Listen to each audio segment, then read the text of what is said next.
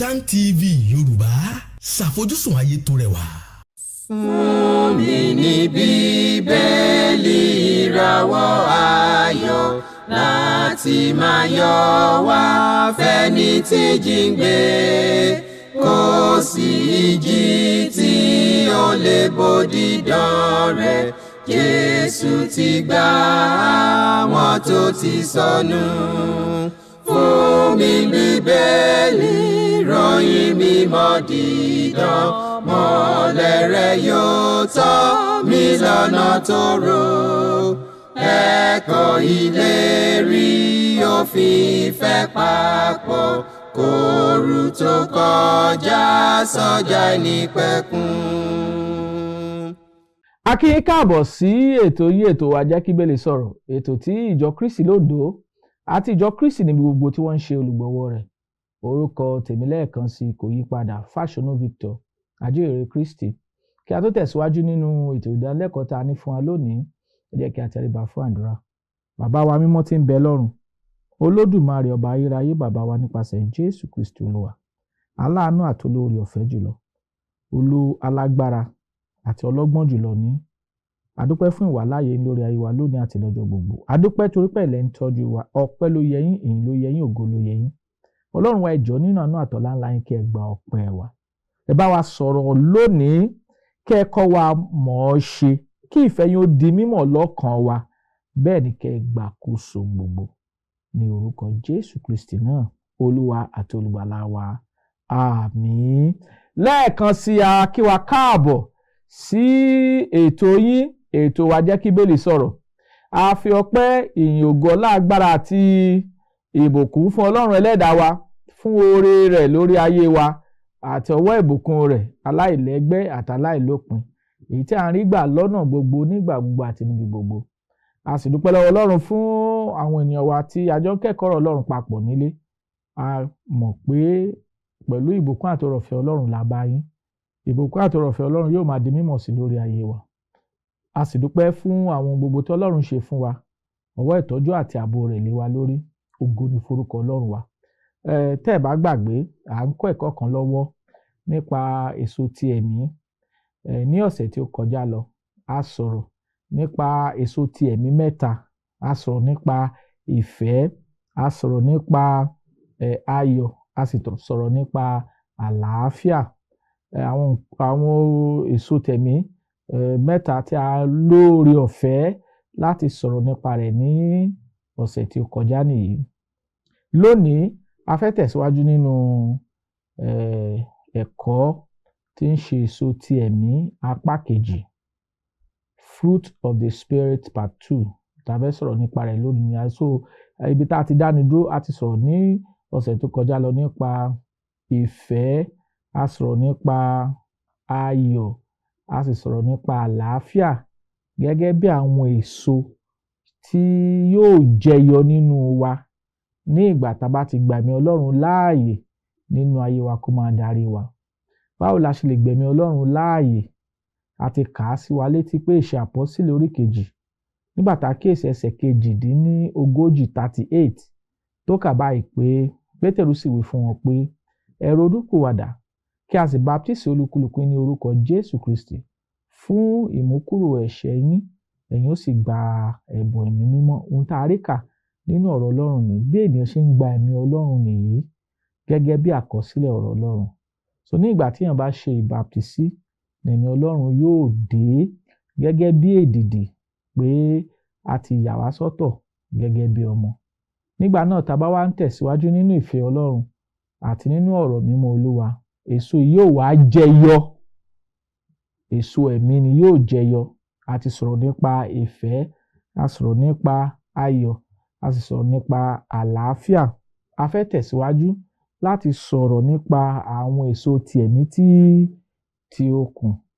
Mo fẹ́ ka kíyèsí ìwé Gàlátíà orí 5, ká wò láti ẹsẹ̀ 22 lẹ́ẹ̀kan sí 22. Ó ní ṣùgbọ́n èso ti ẹ̀mí ni ìfẹ́, ayọ̀, àlàáfíà. A ti sọ̀rọ̀ nípa ìfẹ́, ayọ̀ àti àlàáfíà. A fẹ́ tẹ̀síwájú nípa sísọ nípa ìpamọ́ra, ìwà pẹ̀lẹ́, ìṣoore. àti bẹ́ẹ̀ bẹ́ẹ̀ lọ tí a bá ní ọ̀pọ̀lọpọ̀ àyè lónìí láti sọ nípa rẹ̀. Tá a bá ń sọ̀rọ̀ nípa ìpamọ́ra, ìpamọ́ra ó jẹ́ n tá ń pè ní kéèyàn ó ní sùúrù, kéèyàn ó ní sùúrù, kéèyàn ó ní sùúrù fún Ọlọ́run nínú ìṣe rẹ̀ nínú ayé wa, kéèyàn ó ní sùúrù fún ènìyàn nínú ìṣe wọn sí wa. Bí a bá rí ẹni tí ó mọ Ọlọ́run tó sì fi sùúrù de Ọlọ́run nínú ipò àìní rẹ̀, a lè sọ pé irú àwọn wọ̀nyí wọ́n ní ẹ̀mí ìpamọ́ra. Ọlọ́run fẹ́ ká ní ìpamọ́ra gẹ́gẹ́ bí Kristẹni, gẹ́gẹ́ bí ẹni tí ń fẹ́ láti mọ Ọlọ́run, gẹ́gẹ́ bí ẹni tí ń fẹ́ láti gbé ìgbé ayé àlàáfíà nínú ayé ìsinsìnyí. Ọ̀kan lára àwọn èso tẹ̀mí tí ó gbọ́dọ̀ jẹyọ nínú ayé àwọn tó ń fẹ́ láti mọ Ọlọ́run tàbí àwọn tó ń fẹ́ láti rìn gẹ́gẹ́ bí ìlànà ìfẹ́ rẹ̀, òun ni kí a jẹ́ onípamọ́ra. Ọ̀kan lára àwọn èso ẹ̀mí tí a gbọ́dọ̀ ní nìyí gẹ́gẹ́ bí Kristẹni. Ìpamọ́ra, sùúrù ni. A gbọ́dọ̀ ní wọn nínú ìgbàgbọ́ wa sí Ọlọ́run. Nítorí gbogbo nǹkan tí à ń fẹ́ gẹ́gẹ́ bí Kristẹni tàbí gẹ́gẹ́ bí ènìyàn tí ń bẹ nínú ayé tó ní ìgbàgbọ́ nínú Ọlọ́run, tá ò bá tí ì rí wọn gbà, á fi sùúrù dúró dè é. Ìtọ́rọ̀ Ọlọ́run sọ nìyí. Ẹ ká wo tí àwọn ọ̀rọ̀ Ọlọ́run sọ nípa ìpamọ́ra. Ẹ ká wo Éfésù orí 4 nígbà tá a kíyèsí ẹsẹ̀ 2. Ó ní pẹ̀lú ìrẹ̀lẹ̀ gbogbo àti inú títù pẹ̀lú ìpamọ́ra ẹ máa fi ìfẹ́ faradà fún ẹnìkejì yín àwọn àmì pé èso ẹ̀mí ń bẹ lọ́dọ̀ wa ó sì ń gbénu wa. Ó ní pé a gbọ́dọ̀ jẹ́ onípamọ́ra, a gbọ́dọ̀ ní sùúrù fún gbogbo ènìyàn. A lè tún rí kà nínú ìwé Jákọ́bù orí 1 pé ní ìgbà tá a bá bọ́ sínú onírúurú ìdánwò, a gbọ́dọ̀ fi sùúrù gbà á. Ọlọ́run kọ́ wa ní sùúrù. Nígbà tá a tẹ̀ tún kíyèsí ọ̀rọ̀ Ọlọ́run pàápàá, a rí i pé ìpamọ́ra Ọlọ́run òun ni ò tí ì fi payé yìí rẹ́. Ọlọ́run mú sùúrù, long suffering, tí ò fẹ́ kẹ́nikẹ́ni ó ṣègbé bí kò ṣe kó wá sí ìrònúpìwàdà. Pétérù 2 orí 3 ẹsẹ̀ 9 ló sọ bẹ́ẹ̀. Ọ̀kan lára ìwà Ọlọ́run òun ni ìpamọ́ra tí a ń pè ní sùúrù. So èso ti ẹ̀mí, ọ̀kan lára àwọn èso ti ẹ̀mí tí a gbọ́dọ̀ ní gẹ́gẹ́ bí ọmọ Ọlọ́run, òun ni a gbọ́dọ̀ ní ìpamọ́ra, gbọ́dọ̀ ní sùúrù. Sùúrù nínú ìbáṣepọ̀ wa nínú ẹbí wa, sùúrù nípa ìbáṣepọ̀ wa nínú ìjọ, sùúrù láyìíká wa, sùúrù níbi tá a ti ń ṣiṣẹ́, sùúrù nínú àwọn ọ̀rọ̀ tó bá le, sùúrù nínú àwọn ọ̀rọ̀ ìjà, sùúrù nínú ohun gbogbo. Ọlọ́run ń béèrè rẹ̀. Ẹni tí ó bá ní nǹkan wọ̀nyí á jẹ́ ẹni tí ẹ̀mí Ọlọ́run jẹyọ tó sì so èso rẹ̀ nínú rẹ̀. Ọlọ́run ń béèrè ìpamọ́ra lọ́dọ̀ wa, sùúrù. Bá a bá jẹ́ onísùúrù, a ò tí ì ní ẹ̀mí Ọlọ́run. A gbọ́dọ̀ jẹ́ onísùúrù. Ọlọ́run á ràn wá lọ́wọ́. So sùúrù wa ó gbọ́dọ̀ lè jẹyọ nínú gbogbo.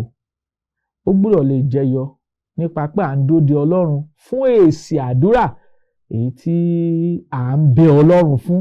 A gbọ́dọ̀ ní sùúrù. Kí ni ìwé Kólósè orí 1 nígbà tá a kíyèsí ẹsẹ̀ 11, kí ni ó kọ́ wa? Ẹ̀gbọ́n tọ́rọ̀ Ọlọ́run sọ ni. Ó ní kí a fi ipá gbogbo yín sọ gbogbo yín di alágbára gẹ́gẹ́ bí agbára ògo rẹ̀ sínú sùúrù àti ìpamọ́ra gbogbo pẹ̀lú ayọ̀. Ìta a pè wá sínú sùúrù àti ìpamọ́ra Ọlọ́run. Nítorí nínú ayé tí a wà nísinsìnyí, a gbọ́dọ̀ ní àwọn èso tẹ̀mí láti kógo já. Pàtàkì jùlọ, a gbọ́dọ̀ ní ìpamọ́ra. Ìpamọ́ra fún àwọn tó ṣẹ̀ wá, ìpamọ́ra fún àwọn tó lòdì sí wa, ìpamọ́ra nínú gbogbo. A gbọ́dọ̀ ní wọn. Ọ̀kan lára àwọn èso tẹ̀mí tí a gbọ́dọ̀ ní nìyí. Ẹ ká tún wòwe Kólósè orí 3. Kólósè orí 3 nígbà tá a kíyèsí ẹsẹ̀ 12, kí ni Bíbélì sọ fún wa? Ó ní nítorí náà bí àyànfẹ́ Ọlọ́run, ẹ ní ẹni mímọ́. Nítorí náà bí àyànfẹ́ Ọlọ́run, ẹni mímọ́ àti olùfẹ́, ẹ gbé ọkàn ìyọ́nú wọ̀, ìṣeun, ìrẹ̀lẹ̀, inú títù, ìpamọ́ra. A tún ti rí ọ̀rọ̀ Ọlọ́run níbí yìí. A gbọ́dọ̀ gbé wọ̀. Tó wá pé lóòótọ́ lẹ̀mí Kristi ń gbénu wa, ó gbọ́dọ̀ jẹyọ nínú wa. A gbọ́dọ̀ gbé ẹ̀mí yìí wọ̀, ẹ̀mí ìpamọ́ra. A gbọ́dọ̀ gbé wọ̀ gẹ́gẹ́ bí ènìyàn tó ń fẹ́ láti sin Ọlọ́run nísinsìnyí. Kì í ṣe pé ká mọ ọ̀rọ̀ Ọlọ́run nìkan, tàbí kì í ṣe pé ká lè pín ọ̀rọ̀ Ọlọ́run bó ti tọ́ àti bó ti yẹ nìkan. A gbọ́dọ̀ lè ní ẹ̀mí ìṣeun, ìpamọ́ra, sùúrù àti bẹ́ẹ̀ bẹ́ẹ̀ lọ. Èyí tí a dárúkọ nínú ìwé Kólósè orí 3 ẹsẹ̀ 12. Ó ṣe pàtàkì fún wa láti ní àwọn nǹkan wọ̀nyí. Ọlọ́run sì tún ń bẹ̀ wá pé bí a bá fẹ́ ní ìmọ̀ ọ̀rọ̀ Ọlọ́run pàápàá, a gbọ́dọ̀ gbé ẹ̀mí ìrẹ̀lẹ̀ wọ̀. Ẹ̀gbọ́n tí ìwé Jákọ́bù orí 1 tó kọ́ wa nípa pé tá a bá fẹ́ mọ ọ̀rọ̀ Ọlọ́run, a gbọ́dọ̀ gbé ẹ̀mí ìrẹ̀lẹ̀ kí a gbé wọ̀. Èyí tí ọ̀pọ̀lọpọ̀ kò ní nínú ayé ìsinsìnyí. Ẹ̀gbọ́n tí ọ̀rọ̀ Ọlọ́run sọ. Ìwé Jákọ́bù orí 1 nígbà tá a kíyèsí ẹsẹ̀ 21, ẹ̀gbọ́n tó sọ. Ó ní nítorí náà ẹ fi gbogbo èérí àti búburú àṣeléke lélẹ̀ ní apá kan, kí ẹ sì fi ọkàn tútù gba ọ̀rọ̀ náà tí a ti gbìn, tí ó lè gba ọkàn yín là. Ọlọ́run sọ pé a gbọ́dọ̀ fi ẹ̀mí ìrẹ̀lẹ̀ gba ọ̀rọ̀ Ọlọ́run sínú ọkàn wa. Kí nìdí tá a fi ní òye Ọlọ́run tó, tàbí tá a fi kún fún ẹ̀mí Ọlọ́run tó? Ọ̀kan nínú rẹ̀ ni pé a ò fi sùúrù gba ọ̀rọ̀ náà. A gbọ́dọ̀ ní ẹ̀mí ìpamọ́ra. Ọ̀kan lára àwọn èso tẹ̀mí tí a gbọ́dọ̀ ní, tó gbọ́dọ̀ jẹyọ nínú wa nìyí. Àwa tá a ti gbọ́ ọ̀rọ̀ Ọlọ́run, tí a ti gbà á, tí a ti ronúpìwàdà, tí a ti fẹnu ara wa jẹ́wọ́ ìgbàgbọ́ pé Jésù ọmọ Ọlọ́run ní ṣe, tá a sì ti jọ̀wọ́ ara wa fún ìrìbọmi. A gbọ́dọ̀ fi àyè sílẹ̀ fún ẹ̀mí Ọlọ́run láti jẹyọ, láti dàgbà, tí tá a fi so èso rẹ̀ fún ògo Ọlọ́run nínú wa. Ó ṣe pàtàkì, ó ṣe kókó. Àwọn tí ò sì tí ì ní ẹ̀mí ìpamọ́ra, àwọn tẹ́ ò ṣe ní láti ní ẹ̀mí ìpamọ́ra, ẹ gbọ́dọ̀ gbọ́ ọ̀rọ̀ Ọlọ́run, ẹ gbọ́dọ̀ gbàgbọ́, ẹ gbọ́dọ̀ ronúpìwàdà, ẹ gbọ́dọ̀ fẹnu ara yín jẹ́wọ́ ìgbàgbọ́ pé Jésù ọmọ Ọlọ́run ní ṣe. Bẹ́ẹ̀ ni a gbọ́dọ̀ ṣe ìrìbọmi fún yín gẹ́gẹ́ bí àṣẹ tí Kristi fi lọ́lẹ̀ pé ẹnikẹ́ni tí ó bá gbàgbọ́ tí a sì baptisi rẹ̀, òun ni yóò là. Ẹni tí kò bá gbàgbọ́ yóò jẹ̀bi. A gbọ́dọ̀ ṣe ohun tí Ọlọ́run gbé kalẹ̀ gẹ́gẹ́ bí àṣẹ. Nígbà náà lẹ̀mí Ọlọ́run yóò dé, yóò wọnú wa. Àwa bẹ́ẹ̀ sì ń gbà á láàyè láti so èso ìgbàlà, láti so èso onírúurú èso. Ọ̀kan lára wọn ni ìpamọ́ra. Ọlọ́run yóò ràn wá lọ́wọ́ láti máa ṣèfẹ́ Ọlọ́run lórúkọ Jésù. Ẹ ká padà sí ìwé Kólósè, ìwé Gàlátíà yẹn lẹ́ẹ̀kan sí. Ká padà sí ìwé Gàlátíà torí pé à ń wo àwọn èso ti ẹ̀mí. A ti sọ nípa ìpamọ́ra. Ẹ ká sọ nípa ìwà pẹ̀lẹ́, gentleness. Ó ní nǹkan ṣe pẹ̀lú ẹ̀mí ìrẹ̀lẹ̀ àti ẹ̀mí ìdúpẹ́ sí Ọlọ́run. Bí ènìyàn bá ní ẹ̀mí pẹ̀lẹ́, bí wọ́n bá jẹ́ oníwà pẹ̀lẹ́, ohun tó ń sọ ni pé irú ẹni bẹ́ẹ̀ lẹ́mí ìrẹ̀lẹ̀ sí Ọlọ́run, ó sì ní ẹ̀mí ìdúpẹ́ fún gbogbo tí Ọlọ́run ti ṣe. Ìdàkejì rẹ̀ ni pé kéèyàn jẹ́ onígbéraga. Ọlọ́run ti sọ nínú ọ̀rọ̀ rẹ̀ pé ó kórìíra àgbéraga. Ìtọ́rọ̀ Ọlọ́run sọ ni.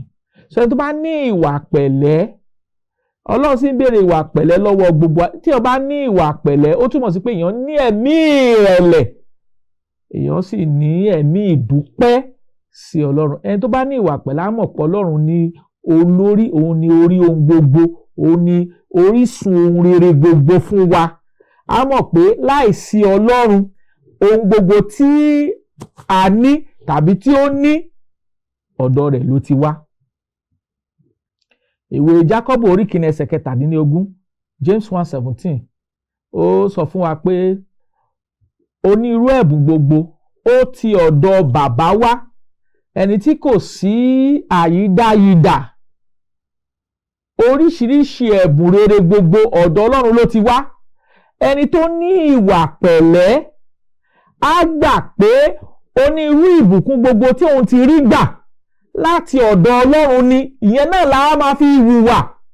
Kò ní gbà pé ohun gbogbo tóun ní, òun ni ó fi ọgbọ́n tàbí ìmọ̀ òun kó wọn jọ.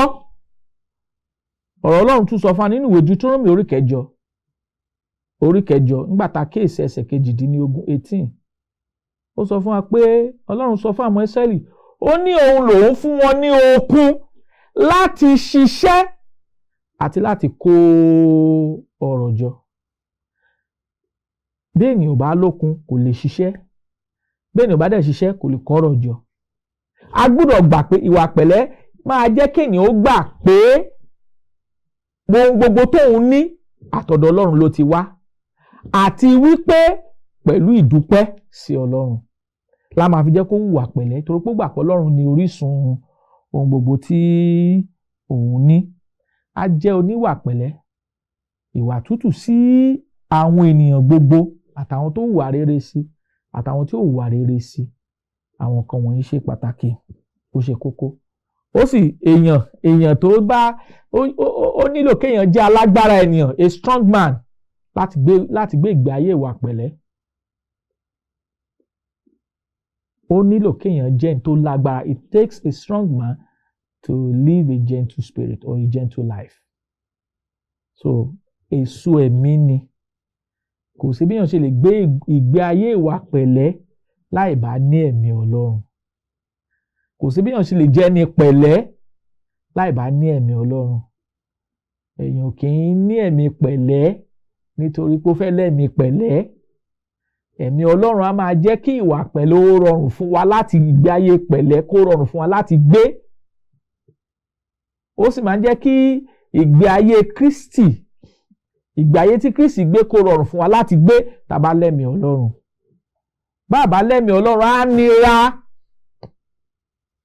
A lè rí kà nínú ìwé Róòmù orí 8 pé ara ṣe lòdì sí ẹ̀mí. Ara ṣe lòdì sí ẹ̀mí ní gbogbo ìgbà. Ara ò lè ṣe ohun tẹ̀mí. Ohun tẹ̀mí là ń sọ nípa rẹ̀ yìí, tí ń ṣe èso tẹ̀mí. Ẹni tó bá wà nípa tara kò lè gbé ìgbé ayé pẹ̀lẹ́. Ìgbé ayé jàgídíjàgan ni ó máa gbé. Ẹni tó bá sì ń gbé ìgbé ayé jàgídíjàgan kò gba ẹ̀mí Kristi. A sì gbọ́dọ̀ gba ẹ̀mí Kristi. Ẹ ká tún tẹ̀síwájú. Ẹ ká tún wo ìṣoore. Àwọn olóyìnbó sọ pé goodness, ìṣoore. Àwọn olóyìnbó sọ pé goodness. Tá bá rí kà nínú Bíbélì, tá bá wo Bíbélì wa dáadáa, rí kà pé nígbà tí Jésù Kristi tó wá sínú ayé yìí, ó ń lọ káàkiri, ó bẹ̀rẹ̀ sí ń ṣoore fún àwọn ènìyàn. Ìṣoore tó ń ṣe ni pé ó ń lajú afọ́jú, ó ń jí òkú dìde, ó ń káàánú àwọn èèyàn tí wọn ò ní olùṣọ́ àgùntàn. Ó bẹ̀rẹ̀ sí ń ṣe iṣẹ́ rere gbogbo fún onírúurú àwọn ènìyàn, tó fi wá jẹ́ pé ó wá fi ẹ̀mí rẹ̀ lọ́lẹ̀, ó fi ẹ̀mí rẹ̀ ṣe ìrúbọ fún ẹ̀ṣẹ̀ gbogbo aráyé. Kò tún sí ìṣoore tó ju eléyìí lọ. Irú ẹ̀mí ìṣoore yìí lọ́lọ́run ń béèrè lọ́wọ́ wa gẹ́gẹ́ bí Kírísítẹ́nì, pé a gbọ́dọ̀ jẹ́ ẹni tí ń ṣoore. Ìgbé ayé wa gbọ́dọ̀ kún fún ìṣoore. A rí kà ní Ìṣe Àpọ́sítélì orí 11 nígbà tá a kíyèsí ẹsẹ̀ 24, Acts 11:24. A rí kà pé nígbà tá a bẹ̀rẹ̀ sí ń wo ìpèyè Bánábà, a rí kà pé ènìyàn dídára ni. He was a good man. ó jẹ́ ẹni tí ìṣòro kún ayé rẹ̀. Ìwé Bánábà lẹni àkọ́kọ́ èyí tí ó kọ́kọ́ ta ohun ìní rẹ̀ tó sì kó owó yìí wá sí abẹ́ àwọn àpọ́sẹ̀lì pé ẹ̀yin àpọ́sẹ̀lì ẹ gbà á, ẹ lò ó fáwọn aláìní nínú ìjọ.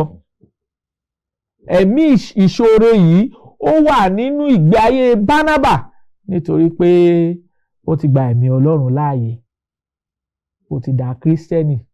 Bí ènìyàn bá ní ẹ̀mí Ọlọ́run, ẹ̀mí ìṣòro á rọrùn fún láti ṣe gẹ́gẹ́ bí Kírísítẹ́nì.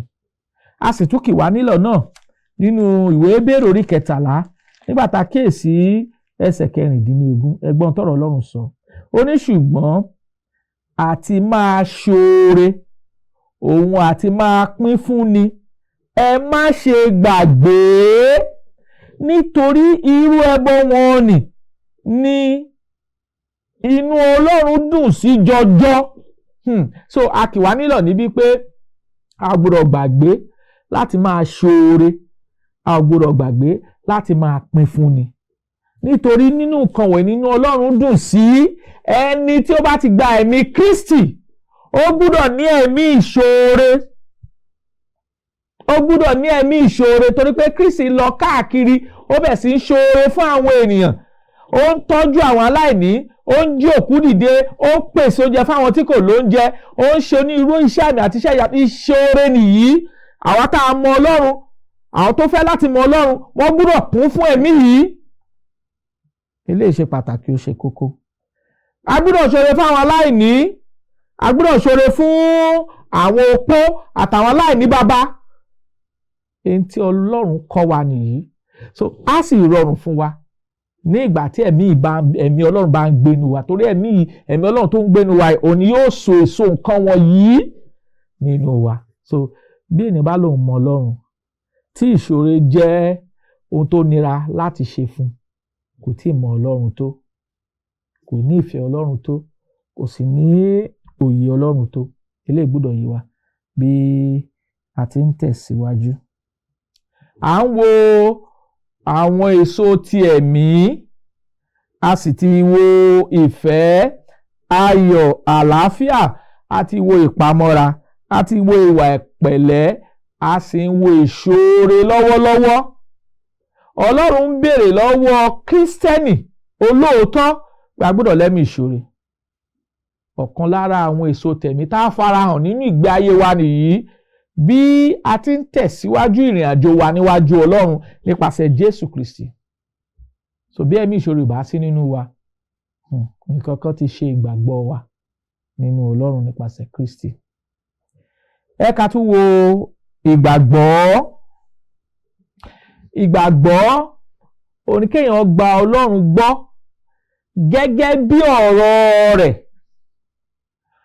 Ọ̀pọ̀lọpọ̀ ló gba Ọlọ́run gbọ́ lónìí tí kìí ṣe gẹ́gẹ́ bí ọ̀rọ̀ Ọlọ́run. Ǹjẹ́ a lè pèlè ní ìgbàgbọ́ bí? Ìdáhùn ni pé rárá. Ìgbàgbọ́ òun ni kí a gba Ọlọ́run gbọ́ gẹ́gẹ́ bí ọ̀rọ̀ rẹ̀, gẹ́gẹ́ bí àgbékalẹ̀ tó ti gbé kalẹ̀ nínú Bíbélì fún wa tá a pè ní ìgbàgbọ́ nìyí. Ìwé Hébérù orí 11 nígbà tá a kíyèsí ẹsẹ̀ 1, a rí kà níbẹ̀ pé ǹjẹ́ ìgbàgbọ́ ni ìdánilójú ohun tí a ń retí, ìjẹ́rìí ohun tí a kò rí. Ní ìgbà tá a wo ìwé Hébérù orí 11 ẹsẹ̀ 6, Bíbélì ní láìsí ìgbàgbọ́ kò ṣeé ṣe láti wu Ọlọ́run, nítorí ẹnikẹ́ni tó bá máa gbàgbọ́ ní láti gbàgbọ́ pé ó ń bẹ àti wípé òun ni olùṣẹ̀san fún àwọn tó bá fi ara balẹ̀ wá. Ìwé Hébérù orí 11 ẹsẹ̀ 6 ló sọ bẹ́ẹ̀. Ìgbàgbọ́ nínú kíni? Ìgbàgbọ́ nínú pé Jésù Kristi ọmọ Ọlọ́run ní í ṣe. Gẹ́gẹ́ bí ìtàpé ní ìgbàgbọ́ ni pé a gbọ́dọ̀ jẹ́ onígbàgbọ́ gẹ́gẹ́ bí àkọsílẹ̀ Bíbélì. Kristi náà sọ̀rọ̀ kan fún wa nínú ìwé Jòhánù orí 14 ẹsẹ̀ 1. Nígbà tó kọ́ àwọn ọmọlẹ́yìn rẹ̀ jọ tó kọ́ wọn, ó sọ fún wọn pé ẹ má ṣe jẹ́ kí ọkàn yín kí ó dàrú. Ẹ gba Olúwa Ọlọ́run gbọ́ kí ẹ sì gbà mí gbọ́ pẹ̀lú. Àwọn olóyìnbó sọ pé fundamentals ó ṣe pàtàkì. Tá bá sọ pé ọ̀kan lára àwọn èso ẹ̀mí òun ni ìgbàgbọ́, òun ni pé a gbọ́dọ̀ gbàgbọ́ gba Ọlọ́run gbọ́ gẹ́gẹ́ bí àkọsílẹ̀ ọ̀rọ̀ rẹ̀ tó ti kọ fún wa. Bí a bá sọ pé a jẹ́ onígbàgbọ́, ìwà ìgbàgbọ́ wa tàbí ìṣeun ìgbàgbọ́ wa ó gbọ́dọ̀ dó lórí àkọsílẹ̀ ọ̀rọ̀ náà tó Olúwa ti gbé ka iwájú wa. So bí ènìyàn bá lóun jẹ́ onígbàgbọ́ tí kì í ṣe gẹ́gẹ́ bí àkọsílẹ̀ ọ̀rọ̀ Ọlọ́run, kì í ṣe onígbàgbọ́ gẹ́gẹ́ bí ọ̀rọ̀ mímọ́ Olúwa. So ọ̀kan lára àwọn èso tẹ̀mí tí a gbọ́dọ̀ ní ó ní ìgbàgbọ́ sí Ọlọ́run alààyè, ìgbàgbọ́ pé Jésù Kristi ó ní ọmọ Ọlọ́run alààyè, ìgbàgbọ́ pé nípasẹ̀ rẹ̀ la fi ní ìdáǹdè, ìyè, ìràpadà kúrò nínú ẹ̀ṣẹ̀ wa. Ìgbàgbọ́ tá a tún gbọ́dọ̀ ní ni pé ó kú, àsìkò rẹ̀ ó sì jíǹde ní ìjọ́ kẹta fún ìràpadà àti ìdáǹdè gbogbo ìran ènìyàn. Níta pé ní ìgbàgbọ́ nìyí. So ẹ̀mí Ọlọ́run òun yóò jẹ́ kí ìgbàgbọ́ ọ̀rọ̀ Ọlọ́run kó di mímọ̀ ní inú wa. Ìgbàgbọ́ gẹ́gẹ́ bí èso tẹ̀mí á jẹ́ ká gbàgbọ́ pé Jésù Kristi òun ni orísun ìgbàlà fún olúkúlùkù àwọn ẹni tó bá gbàgbọ́. Ìwé Hébérù orí 5 nígbà tá kéèsì ẹsẹ̀ 8 sí 9 olóṣọ bẹ́ẹ̀ òun lórísun ìgbàlà wa, òun sì ní ìpìlẹ̀. Ìwé Kọ́ríńtì kìíní orí 7 sí 11 ó ní kò sí ìpìlẹ̀ mìíràn tẹ́nikẹ́ni lè fi lélẹ̀ ju èyí tá a ti fi lélẹ̀ lọ, tí í ṣe Jésù Kristi. Kristi ní ìpìlẹ̀ ohun gbogbo. Kristi sì ti gbé ìjọ rẹ̀ kalẹ̀. Ó gbé ìjọ rẹ̀ kalẹ̀. Matthew 16:18 Kristi sọ fún àwọn ọmọlẹ́yìn rẹ̀ pé ìwọ ni Pétérù, lórí àpáta yìí lèmi yóò kọ́ ìjọ mi lé, ẹnu ọ̀nà ipò òkú kì yóò sì lè borí rẹ̀. Bí a bá jẹ́ onígbàgbọ́, tá a bá ní èso ẹ̀mí tí a ń pè ní ìgbàgbọ́, a gbọ́dọ̀ gba ọ̀rọ̀ yìí gbọ́ pé Jésù Kristi ti ṣèlérí pé òun yóò gbé ìjọ rẹ̀ kalẹ̀, ó sì gbé e kalẹ̀. Ó gbé e kalẹ̀ lórí ìpìlẹ̀ àwọn àpọ́stélì àti àwọn wòlíì tí Kristi fúnra ara rẹ̀ jẹ́ pàtàkì igun ilé. Ìwé Éfésù orí 2 ẹsẹ̀ 20 ní tá a gbọ́dọ̀ jẹ́ onígbàgbọ́ sí nìyí. Ọ̀rọ̀ Ọlọ́run, àgbékalẹ̀ Ọlọ́run. A gbọ́dọ̀ jẹ́ onígbàgbọ́ pé Jésù Kristi ti gbé ìjọ rẹ̀ kalẹ̀, ó sì ní ìgbà àwọn àpọ́stélì wọ́n sì tọ̀ mọ́lẹ̀ ìjọ náà káàkiri gbogbo àgbáyé ní ìgbà náà. Ní ìgbà tí Paul ń kọ̀wé sáwọn ará Rome nínú ìwé Róòmù orí 14 nígbà tá kéèsì ẹsẹ̀ 14 16 ó ní ẹ fi ìfẹnukẹnu mímọ́ kí ara yín. Romans 16 gbogbo ìjọ Kristi ń kí yín. Nígbà tá kéèsì 17 ó ní ará èmi bẹ̀ yín, ẹ máa ṣọ́ àwọn tí ń ṣe ìyapa àti àwọn tó mú ohun ìkọ̀sẹ̀ wá lòdì sí ẹ̀kọ́ tí ẹ ti kọ́, ẹ kúrò ní ìsọ̀n. Ìgbàgbọ́ nìyí. Bàbá dó ẹ̀wọ̀ 18 ó ní àwọn tó rí bẹ́ẹ̀. Romans 16:18 wọn kò sí Jésù Kristi Olúwa wa bí kò ṣe ikùn ara wọn, ọ̀rọ̀ rere àti ọ̀rọ̀ dídùn ni wọ́n fi pa àwọn tí kò mọ̀ méjì ní ọkọ̀dà. Tọ́rọ̀ Ọlọ́run sọ nìyí. Ìta ń pè ní ìgbàgbọ́ nìyí. Ìgbàgbọ́ sí Ọlọ́run, ìgbàgbọ́ sí ọ̀rọ̀ rẹ̀ nípasẹ̀ Kristi. Ìta ń pè ní ìgbàgbọ́ nìyí. Àsìkò aláṣẹ fún apá gbọ́dọ̀ dúró nínú ìgbàgbọ́. A gbọ́dọ̀ jẹni tí ó ń jà gidi fún ìgbàgbọ́ kan ṣoṣo tí a ti fi lélẹ̀ fún àwọn ènìyàn mímọ́. We must contend earnestly for the faith that was given to the saints once and for all. A ti fi ìgbàgbọ́ lélẹ̀ fún wa lẹ́ẹ̀kan ṣoṣo. Ìgbàgbọ́ yìí ni a lè rí àgbékalẹ̀ rẹ̀ nínú ọ̀rọ̀ mímọ́ Olúwa. Òun la gbọ́dọ̀ tẹ̀lé. Níta pé ní ìgbàgbọ́ nìyí. Bí ènìyàn bá ń tẹ̀síwájú nínú ọ̀rọ̀ Ọlọ́run, which is the fact, evidence. Bí èèyàn bá ń tẹ̀síwájú nínú ọ̀rọ̀ Ọlọ́run tó sì dúró de ìfẹ́ Ọlọ́run gẹ́gẹ́ bí àkọsílẹ̀ Bíbélì, ó ń dàgbà nínú èso ẹ̀mí tí a ń pè ní ìgbàgbọ́. Ká gba Ọlọ́run gbọ́ gẹ́gẹ́ bí ọ̀rọ̀ rẹ̀. Take God for his word. Ọlọ́run lágbára nípasẹ̀ Kristi láti sọ òkè dilẹ̀. Ọlọ́run lágbára nípasẹ̀ Kristi láti mú ohun tí ò tọ́ láti mú tọ́. Ọ̀rọ̀ rẹ̀ sọ bẹ́ẹ̀ fún wa, a sì dúró lórí ọ̀rọ̀ rẹ̀. A gbọ́dọ̀ jẹ́ onígbàgbọ́ sí Ọlọ́run, sí ọ̀rọ̀ mímọ́ Olúwa àti sí Kristi tí a fi ṣe ètùtù fún ẹ̀ṣẹ̀ wa. A fi ògo fún Ọlọ́run fún oore ọ̀fẹ́ tá a tún rí gbà lónìí láti gbé àlàyé kalẹ̀ nípa àwọn èso tẹ̀mí tí o gbọ́dọ̀ jẹyọ gẹ́gẹ́ bí onígbàgbọ́, gẹ́gẹ́ bí ẹni tó mọ Ọlọ́run, gẹ́gẹ́ bí ẹni tó fẹ́ láti mọ Ọlọ́run. Olúwa á ràn wá lọ́wọ́ lórúkọ Jésù. Eré-ìje ìgbàgbọ́ tí à ń sá, a ó sá ní àsáyege. Ọlọ́run yóò sì fún wa ní ìfẹ́ rẹ̀ láti dúró nínú ọ̀rọ̀ mímọ́ rẹ̀. Lórúkọ Jésù Kristi náà, Olúwa àti Olùgbàlà wa, àmín. Tí ẹ bá fẹ́ láti béèrè ìbéèrè tàbí ẹ̀bẹ̀ fún àdúrà, àwọn nọ́mbà tá ó pè wá sí nìyí. Ẹ̀kọ́ yìí ṣì ń tẹ̀síwájú. Lágbára Ọlọ́run ní ọ̀sẹ̀ tó ń bọ̀ a ó parí ẹ̀. Nọ́mbà tẹ́ ó pè wá sí nìyí 08057444902 tàbí 08065717023. A ó tuntun nọ́mbà náà pè fún wa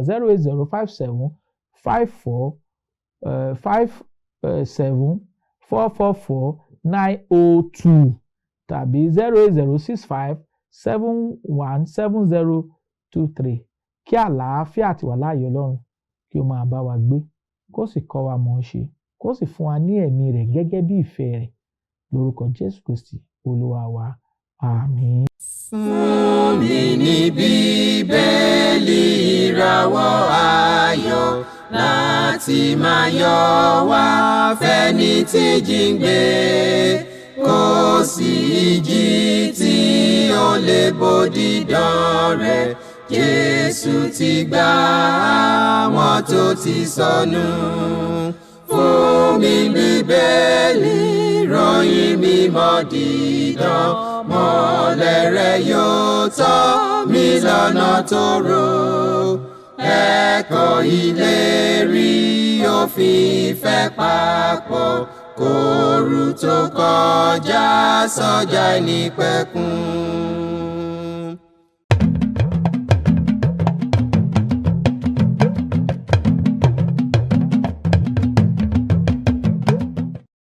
Kaftan TV Yorùbá, ṣàfojúsùn ayé tó rẹwà.